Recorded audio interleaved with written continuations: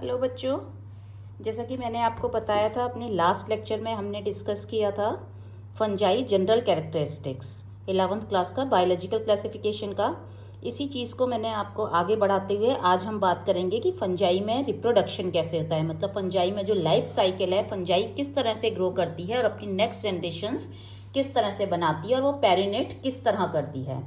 तो जो फंजाई है उसका जो माइसीलियम है, आप सभी को पता है कि फंजाई थ्रेड लाइक स्ट्रक्चर है और थ्रेड लाइक स्ट्रक्चर जो उसकी बॉडी ऑर्गेनाइज रहती है उसे हम माइसीलियम कहते हैं। तो जो फंजाई का जो माइसीलियम है, ये माइसीलियम 3 तरह से अपनी जनरेशन्स बना सकता है और वो 3 तरीके क्या हैं? पहला है vegetative reproduction, second is asexual reproduction and third one is sexual reproduction. अब यहाँ थोड़ा सा मैं आपको बता दूं कि वेजिटेटिव रिप्रोडक्शन का मतलब है कि वेजिटेटिव वर्ड आपको सभी को पता है कि जो सेल्स रिप्रोडक्शन में पार्टिसिपेट ना करें, जो सिंपल बॉडी के किसी भी ऑर्गेनिज्म के लाइफ फंक्शंस को, लाइफ प्रोसेस को करवाएं और उसे कीप गोइंग रखें, वो रहेगा वेजिटेटिव फेज उसकी, जिसमें कि रिप्रोडक्शन से कोई लेना देना नहीं है। जैसे कि आप ऐसा समझ सकते हैं कि जैसे कि ह्यूमंस में अगर एडोलसेंट स्टेज से पहले जब प्यूबर्टी आती है तो उससे पहले तो वेजिटेटिव है, मतलब वो ग्रोथ फेज होती है जिसमें ग्रो करता है। देन उसके बाद रिप्रोडक्टिव प्यूबर्टी आती है और वो रिप्रोडक्टिवली मैच्योर हो जाता है, देन रिप्रोडक्शन के लिए कैपेबल है, तो वो रिप्रोडक्टिव फेज है। तो फंजाई में जो माइसीलियम है, ये माइसीलियम ऐसा नहीं है कि रिप्रोडक्टिव फेज आएगी, रिप्रोडक्शन के लिए सर्टेन बॉडीज बनेगी तभी वो फंजाई अपना ग्रो कर पाएगी और अपनी नेक्स्ट जनरेशन बना पाएगी। क्योंकि फंजाई क्या है, इतना अबंडेंट है कि ये कहीं भी इसको जैसी सूटेबल कंडीशन देखती है वहां पे ग्रो कर जाता है। क्योंकि इसके आप देख रहे हैं ग्रो करने के तरीके, देखिए वेजिटेटिव, एसेक्सुअल एंड सेक्सुअल। तो इन तरह से 3 तरीकों से इसके पास 3 प्रोविजन है जिनसे ये अपनी लाइफ साइकिल को आगे बढ़ाता है। बात करते हैं स्टार्टिंग वेजिटेटिव से, मैं आपको समझाती हूँ। तो जो फंजाई का जो फंगल जो माइसीलियम है, उसका जो ईच इंडिविजुअल जो थ्रेड है उसे हम क्या कहेंगे? हाइफा कहेंगे। अब वो हाइफा है वो हैप्लॉइड है, दैट मीन्स मैंने यहाँ पे देखिए fungi haploid, fungal plant body कैसी है? हैप्लॉइड है। हैप्लॉइड का मतलब क्रोमोसोम पेयर में नहीं मिलेंगे, अनपेयर्ड होंगे। इसका मतलब किसी एक कैरेक्टर को कंट्रोल करने के लिए सिर्फ एक ही बार इंफॉर्मेशन होगी, एक ही एलील प्रेजेंट होगा। चलो आगे बात करें तो हाइफी से स्टार्ट करें। तो जो उसकी फंगल की जो सेल बॉडी है, पूरा ऑर्गेनिज्म की बॉडी माइसीलियम, उसका एक इंडिविजुअल थ्रेड हाइफी, अगर वो एक्सीडेंटली, बहुत सारे तरीके हैं, fragmentation, fission, budding, oidia, rhizomorph, sclerotia and chlamydospores, तो ये तरीके सारे वेजिटेटिव रिप्रोडक्शन के हैं जिसमें जो सेल है या जो फंजाई है वो अपना माइटोसिस डिवीजन करेगी। चलो अब बात करते हैं कि क्या क्या तरीके हैं, कैसे कैसे। अगर एक्सीडेंटली जो फंगल जो हाइफा है, वो फंगल हाइफा अगर सपोज एक्सीडेंटली, जैसे कि आपका ये फंगल हाइफा, ये सपोज 2 पार्ट में टूट जाए, ब्रेक डाउन हो जाए, तो ऐसा नहीं है कि यहीं पे इसकी जिंदगी खत्म हो जाएगी और ये जो ऑर्गेनिज्म है ये मर जाएगा, नहीं। ये अलग एक पूरा फंगल हाइफा बना लेगा और माइसीलियम जनरेट कर लेगा पूरा बहुत सारा, और ये एक अलग बना लेगा। तो इससे हमें 2 इंडिविजुअल आपके फंगल बॉडी के ऑर्गेनिज्म मिलेंगे। फिशन, फिशन आप सभी को पता है। फिशन में सिंपल जो ये फिशन आपका, सबसे पहली बात तो मैं बता दूं, यूनिसेल्यूलर फंजाई के लिए एप्लीकेबल है। कौन सी फंजाई के लिए? यूनिसेल्यूलर। तो जो सिंगल सेल्ड फंजाई, जैसे कि आपका क्या हुआ, ईस्ट हो गई, तो जो सिंगल सेल्ड फंजाई हैं उनमें सिंपल डिवीजन होगा, जैसे माइटोटिक डिवीजन फॉलो करता है, एंड देन उसके बाद 2 सेल हो जाएंगी और ये आपका फिशन हो गया, बाइनरी फिशन। तो यानी कि एक सेल 2 सेल में स्प्लिट हो गई है। ये न्यूक्लियस बना देते हैं। बडिंग, बडिंग आपको ईस्ट में बहुत प्रोमिनेंटली देखने को मिलती है। बडिंग में भी क्या होता है, जो एक जो सिंगल सेल है ईस्ट, उस पर एक छोटी सी एक आउटग्रोथ डेवलप होती है, बाद में वो उससे पिंच ऑफ हो जाती है और वो एक इंडिविजुअल ईस्ट की तरह बिहेव करने लगती है। तो एक आउटग्रोथ निकलती है जिसे बड कहते हैं। तो आप यहाँ देख रहे हैं कि यहाँ कोई भी आपका मियोसिस या स्पोर्स ऐसा कुछ इन्वॉल्व नहीं है। सिंपल सेल वो जो है वो माइटोटिक डिवीजन फॉलो करके और पूरा नया इंडिविजुअल फंगल माइसीलियम बना रही है। इसी तरह से ओइडिया एक छोटे छोटे से स्पोर लाइक बिहेव करते हैं। राइजोमॉर्फ में जो माइसीलियम है इसका, ये अंडरग्राउंड माइसीलियम है। ये अंडरग्राउंड माइसीलियम धागे जैसी स्ट्रक्चर, ये इंडिविजुअल माइसीलियम बनाने के लिए कैपेबल हो जाती हैं। ये पहले एक अपने चारों तरफ एक टफ मेम्ब्रेन बनाएंगी और ये एक स्ट्रक्चर जो है हार्ड स्ट्रक्चर में डेवलप हो जाएगा, राइजोमॉर्फ, राइजोइड जैसी मॉर्फोलॉजी जिसकी हो, और फिर वो इंडिविजुअल उससे बहुत सारे माइसीलियम जनरेट हो जाएंगे।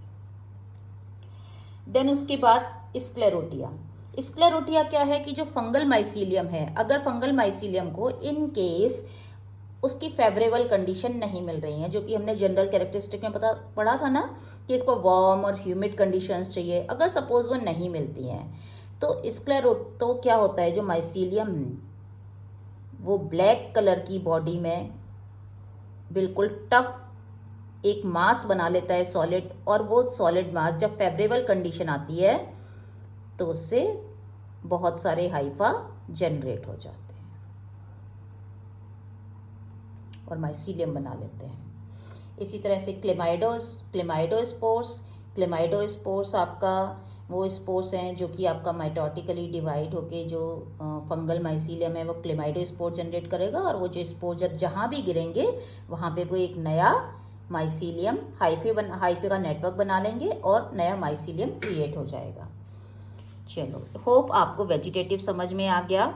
वेजिटेटिव में इन शॉर्ट समरी अगर देखें तो जो फंगल माइसीलियम है वो किसी भी तरीके से अपने आप को सरवाइव करवाना चाहेगा, ठीक है। और वहाँ पर हैप्लॉइड है, हैप्लॉइड के बीच में ही कहानी आपकी पूरी कंप्लीट हो रही है, और ये माइटोसिस डिवीजन को फॉलो करता है। जब ये बहुत सारे फंगल मल्टी सेल्यूलर है ना, तो जब ये बहुत सारी सेल्स बनाएगा, हाइफा थ्रेड बनाएगा, जब ये जर्मिनेट होंगे तो माइटोसिस को फॉलो करेगा। इस सेक्सुअल रिप्रोडक्शन की अगर मैं बताऊं आपको बात करें तो इस सेक्सुअल रिप्रोडक्शन में जो एसेक्सुअल रिप्रोडक्शन है इसमें भी स्पोर्स के थ्रू होगा, और जो स्पोर्स हैं यहाँ आप देख रहे हैं ज़रूरी नहीं है कि स्पोर्स के थ्रू हो ना, सिर्फ क्लेमाइडोस्पोर्स, ओइडिया, ये इस तरह के आपके वेजिटेटिव स्ट्रक्चर्स में बन रहे हैं स्पोर्स। यहाँ पे जो स्पोर्स हैं उनके लिए कोई स्पेशलाइज स्ट्रक्चर नहीं है, रिप्रोडक्टिव स्ट्रक्चर्स नहीं है उनकी, लेकिन फ्रेगमेंटेशन, फिशन, बडिंग, स्क्लेरोटिया, राइजोमॉर्फ ये भी आपका वेजिटेटिव पार्ट ही बना रहे हैं, तो इसलिए वेजिटेटिव। बट एसेक्सुअल में ऐसा नहीं है, एसेक्सुअल में स्पोर्स के थ्रू होगा। स्पेशल जो माइसीलियम है, माइसीलियम की कुछ सेल्स स्पेशल स्ट्रक्चर्स बनाएंगी और उनमें बहुत सारे स्पोर्स भरे हुए रहेंगे, ठीक है, इस तरह का। तो यानी कि ये एक तरह से हम कह सकते हैं कि ये asexual special reproductive cells, Haifa से स्पेशल रिप्रोडक्टिव सेल्स निकलती हैं, ये जैसे कि आपका स्पोरेंजियोस्पोर्स स्पोर मैंने बनाया है यहाँ पर, और इन स्पेशल रिप्रोडक्टिव सेल्स के अंदर बहुत सारे स्पोर्स भरे हुए रहते हैं। अब ये क्या क्या हो सकती हैं, तो इसके टाइप पे भी एसेक्सुअल के काफ़ी टाइप हैं। जैसे कि पहला अगर हम बात करें तो स्पोरेंजियम के अंदर स्पोरेंजियो स्पोर्स आपका बन सकते हैं। तो पहला ये तरीका हो गया स्पोर का, एक स्पोर एसेक्सुअल स्पोर स्पोरेंजियो स्पोर हो गया जो कि स्पोरेंजियम में बनेंगे। सेकंड आपका हो गया जू स्पोरेंजियम के अंदर जो स्पोर बनेगा वो जू स्पोर है। जू स्पोर मोटाइल स्पोर्स होते हैं, इनके पास फ्लैजिला होते हैं, आइदर ये किडनी शेप होंगे और ये पियर शेप होंगे। स्पोरेंजियो स्पोर्स यहाँ पे मैंने बनाया है, ये स्पोरेंजियम है, इसके अंदर स्पोरेंजियो स्पोर्स हैं। जब भी फेवरेबल कंडीशन आएगी, हमेशा स्पोर्स याद रखिएगा, स्पोर्स तभी बनते हैं जब कंडीशंस अनफेवरेबल होती हैं और वो उस कंडीशन से एस्केप नहीं होना चाहता, अपनी जनरेशन के थ्रू सर्वाइव करना चाहता है। तो वो जो उसका माइसीलियम है, उसके जो हाइफा हैं, वो स्पेशल रिप्रोडक्टिव सेल्स में कन्वर्ट होने लगते हैं और उनमें माइटोटिक स्पोर्स आते हैं। मतलब हैप्लॉइड सेल है और हैप्लॉइड ही स्पोर्स बनाएंगे माइटोटिक डिवीजन के थ्रू। तो माइटोटिक स्पोर्स होते हैं एसेक्सुअल में। दो तरह के अभी तक हमने पढ़ लिए। पहला स्पोरेंजियो स्पोर्स जो कि बन रहा है स्पोरेंजियम में, दूसरा जूस्पोर जो कि बन रहा है जूस्पोरेंजियम में। जूस्पोर मोटाइल हैं, स्पोरेंजियोस्पोर नॉन मोटाइल हैं। तीसरा हम बात करें तो कोनिडिया बनते हैं जो कि कोनिडियोफोर, मतलब फोर का मतलब एक तरह से आप समझ सकते हैं डंडी, जिसपे स्टेम लाइक डंडी लाइक स्ट्रक्चर जिसपे कोनिडिया बियर करेंगे और ये इस पे इस तरह से आपका स्पोर्स बन जाएंगे ऊपर। तो ये स्ट्रक्चर हो गई आपकी कोनिडिया। ये जो मैंने राउंड राउंड बनाए ओवल शेप, ये कोनिडिया हो गए। और ये जो है आपका, ये जिस स्टॉक पे जो कोनिडिया है वो बियर हो रहे हैं, लग रहे हैं, उसे कहते हैं कोनिडियोफोर। जैसे कि आपका डंडी होता है ना फ्लावर की, इस तरह से पेडिसेल एंड पेडिंकल, वैसे ही बिल्कुल। तो ये कोनिडियोफोर हो गए जो कि कोनिडिया हैप्लॉइड स्पोर्स बनाएंगे, माइटोटिक स्पोर्स। ये तीनों तरह के स्पोर्स जब कभी भी, अभी जैसे कि मैंने अभी अभी आपको बताया, याद हो तो, कि ये अनफेवरेबल कंडीशन में बनते हैं। तो जैसे ही फेवरेबल कंडीशंस आएगी और फंजाई को लगेगा कि नहीं अब वो ग्रो कर सकती है, उसके अनुरूप, उसके अकॉर्डिंग एकदम जो क्लाइमेटिक कंडीशंस हैं वो आ चुकी हैं, तो ये स्पोर जर्मिनेट करेंगे और जर्मिनेशन के बाद ये हाइफा बनाएंगे और हाइफा एंटेंगल होके माइसीलियम, फंगल बॉडी माइसीलियम बनाएंगे। तो इस तरह से एसेक्सुअल जो रिप्रोडक्शन है फंजाई में वो स्पोर्स के थ्रू हो जाएगा। अब नेक्स्ट, अगर क्या हो कि कंडीशंस अनफेवरेबल हैं तो चलो ठीक है भाई, एसेक्सुअल हो गया, एक्सीडेंटली ब्रेक डाउन हो गया, या और कुछ टफ कंडीशंस हैं तो ये वेजिटेटिव को फॉलो कर लिया। लेकिन अगर जब फेवरेबल कंडीशंस रहती हैं तो फेवरेबल कंडीशंस में जो फंजाई है वो एक तीसरा रिप्रोडक्शन, सेक्सुअल रिप्रोडक्शन को भी फॉलो कर सकती है। मतलब या तो इस तरीके से अपनी जनरेशन बना ले, या इस तरीके से अपनी जनरेशन बना ले, या फिर सेक्सुअल रिप्रोडक्शन को फॉलो करके अपनी नई जनरेशंस बना ले। अब इस सेक्सुअल रिप्रोडक्शन में क्या होता है, सिंपली आपको सभी को पता है कि सेक्सुअल रिप्रोडक्शन में तो उसके 3 इवेंट होते हैं मेन। पहला इवेंट होता है गैमीटोजेनेसिस, गैमीट फॉर्मेशन होगा, देन वो गैमीट फर्टिलाइजेशन करेंगे और फिर फर्टिलाइजेशन के बाद जाइगोट बनेगा और जाइगोट जर्मिनेट होगा या जाइगोट पोस्ट जाइगोटिक डेवलपमेंट होंगे और वो ऑर्गेनिज्म में डेवलप होगा। तो यहाँ पर हम इसी की बात करते हैं। तो अगर हम गैमीट की बात करें कि गैमीट कैसे बनेंगे, तो अब गैमीट बनने के बाद, चलो गैमीट बन गए, गैमीटोजेनेसिस इतना इंपॉर्टेंट यहाँ पे नहीं है, लेकिन हाँ गैमीट किस तरह से पास आ रहे हैं, मतलब गैमीट का यूनियन किस तरह से हो रहा है, वो गैमीट एक दूसरे के पास कैसे आएंगे, मेल गैमीट और फीमेल गैमीट। यहाँ पे देखो, क्योंकि फंजाई जो है किंगडम बहुत ही लोअर ऑर्गेनिज्म है उसके, तो यहाँ पे ऐसा मेल फीमेल जैसा नहीं होता, यहाँ पे डिफरेंट मेटिंग टाइप होती है। मीन्स अगर न्यूक्लियस, एक न्यूक्लियस दूसरे न्यूक्लियस से कंबाइन हो रहा है तो बस इतने से ही आपका जेनेटिक वेरिएशंस आ जाती हैं, क्योंकि उसमें दूसरा जेनेटिक मटेरियल इन्वॉल्व हो गया। तो इसलिए जो स्पोर्स बनते हैं वो वेरिएशन वाले स्पोर्स होते हैं, ठीक है। तो यहाँ सेक्सुअल रिप्रोडक्शन का मतलब ऐसा ही है कुछ, क्योंकि आप यहाँ पे देखिए, यहाँ पे सिर्फ एक ही हाइफा स्पोर बना रहे हैं, वही जर्मिनेट हो रहे हैं। यहाँ कोई दो तरह के स्पोर या दो तरह के हाइफा आपस में मिक्स नहीं हो रहे, उनका जेनेटिक कॉम्पोजिशन, जो जेनेटिक कंटेंट है वो मिक्स नहीं हो रहा है, जबकि सेक्सुअल रिप्रोडक्शन में यही होने वाला है। तो पहले, अब यहाँ पे गैमीट्स, तो जो भी है गैमीट बनेंगे नहीं बनेंगे, लेकिन जो इम्पॉर्टेंट है वो ये है कि दो अलग अलग जेनेटिक पूल हैं वो आपस में पास आए, यानी कि दो डिफरेंट वैरायटी के न्यूक्लियस, डिफरेंट मेटिंग टाइप के न्यूक्लियस, एक को प्लस कह सकते हैं और एक को माइनस से डिनोट कर देते हैं, मेल फीमेल। तो वो उनका कांटेक्ट में आना जरूरी है। तो उनके कांटेक्ट में आने के लिए अब आप सभी को पता है कि न्यूक्लियस कहाँ रहता है भाई, न्यूक्लियस तो साइटोप्लाज्म के अंदर रहता है ना। तो अगर न्यूक्लियस को कहीं फ्लो कराना है तो क्या साइटोप्लाज्म को फ्लो नहीं करवाना पड़ेगा? साइटोप्लाज्म जैसे ही कंटेंट पोर होगा किसी में जाएगा, ऑटोमेटिकली न्यूक्लियस भी आ जाएगा। आप ऐसे समझ सकते हैं जैसे कि आपका एक ग्लास है जिसमें पानी भरा हुआ है, उसके अंदर एक छोटी सी बॉल आपने मार्बल डाल दी है, मार्बल आपका रिप्रेजेंट कर रही है उसके न्यूक्लियस को। तो अगर वो पानी को आप दूसरे किसी पानी से भरे हुए ग्लास में डालेंगे तो उसमें बॉल जाना चाहिए, तो आप उसको पोर करेंगे ना, तो उसके साथ वो भी चला जाएगा, मार्बल भी चला जाएगा, मतलब आपका न्यूक्लियस भी चला जाएगा। तो इसके साइटोप्लाज्म के फ्यूजन के फंजाई के पास कई तरीके हैं। 5 तरीके हैं: planogametic copulation, gametangial contact, gametangial copulation, spermatization and somatogamy. इन सभी 5 तरीके के लिए मैं एक अलग से वीडियो बनाऊंगी, अदरवाइज हमारा ये वीडियो बहुत लंबा हो जाएगा और आपको थोड़ा कंफ्यूजिंग भी हो जाएगा, क्योंकि आप फर्स्ट टाइम आप ये लोग फंजाई का क्लासिफिकेशन में पढ़ रहे हैं और तीनों एक साथ पढ़ रहे हैं, इसलिए तो इनको हम बाद में डिस्कस करेंगे। अभी के लिए आप इतना जान लीजिए कि जो इनके साइटोप्लाज्म है, साइटोप्लाज्म का कंटेंट जो कि न्यूक्लियस को साथ में लेके आएगा, और न्यूक्लियस को हम किसकी तरह से बिहेव कर रहा है, न्यूक्लियस कर रहा है गैमीट की तरह से, यानी कि male gamete and female gamete. Okay, तो गैमीट को पास लाने के लिए प्लाज्मोगैमी का होना जरूरी है। तो प्लाज्मोगैमी इन 5 में से किसी भी तरीके से वो फॉलो कर सकता है। प्लाज्मोगैमी होने के बाद ऐसा नहीं होता कि तुरंत से दोनों न्यूक्लियस एक ही माइसीलियम में आ गए तो वो तुरंत से फ्यूज हो जाएंगे, वो थोड़े टाइम रहते हैं, वो फ्यूज नहीं होते। दैट मीन्स फ्यूज मतलब एक तरह से फर्टिलाइजेशन में कैरियोगैमी ही होता है। कैरियोगैमी का मतलब हो गया फ्यूजन ऑफ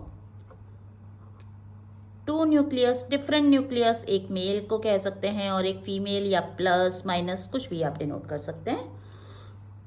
तो ऐसा नहीं होता कि तुरंत से कैरियोगैमी हो जाए। तो जब तुरंत से नहीं होती तो थोड़े टाइम तक ये 2 न्यूक्लियस रहते हैं और इस कंडीशन को कहते हैं डाई कैरियन। तो कुछ फंजाई थोड़ी देर के लिए इस स्टेज में रहती हैं डाई कैरियन, यानी कि एक ही सेल में 2 न्यूक्लियस मिलेंगे और डिफरेंट मेटिंग टाइप के मिलेंगे।